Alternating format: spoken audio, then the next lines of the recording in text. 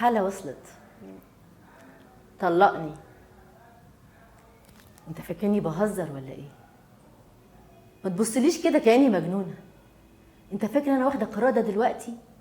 انا واخدة القرار ده من 20 سنة. من 20 سنة وانا مستنية القعدة دي واللحظة دي اللي هبص فيها في وشك واقول لك قد ايه انت انسان قذر. بقالي 20 سنة مستنية وجهك بخيامتك وقرفك وفضايحك. بقالي 20 سنة بمثل ان انا الزوجة السعيدة وان انت الزوج المحب المخلص لمراته. مستغرب اني عرفت اضحك عليك طول المدة دي؟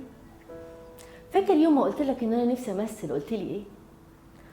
احلام انت ما عندكيش كاريزما، اللي في قلبك على لسانك، محدش هيصدقك. مين تستاهل اوسكار تمثيل دلوقتي؟ لسه مستغرب؟ تحب اقول لك اول مره خنتيني فيها كانت امتى؟ تحب اقول لك مع مين؟ تحب اقول لك اساميهم؟ اللي صاحبتي واللي حبيبتي واللي قريبتي؟ تحب اوري لك السكرينات اللي كانت بتتبعت لي كل يوم والفيديوهات والصور؟ طب اسمع دي. فاكر يوم ما جيت لي من الشغل فرحان؟ مش هتصدقي يا احلام صحابي جابوا لي ايه في عيد ميلادي؟ البارفان اللي انا كنت قالب عليه الدنيا. كنت بضحك جوايا ومش قادره ابين. منتهى الهبل. اليوم ده فاكره كانه امبارح لما صاحبتي حبيبتي جايه تقول لي انا عايزه اجيب بارفان او هديه او حاجه قيمه عشان حبيبي.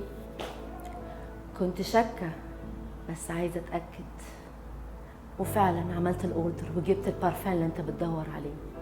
جات لي بعديها وهي بتقول لي ميرسي يا حبيبتي يا احلام، ما كانش عارف يفرحني ازاي. انتوا الاتنين كنتوا بتلقفوني لبعض كأني واحدة هبلة مغفلة. مين فينا المغفل دلوقتي، انا ولا انتوا؟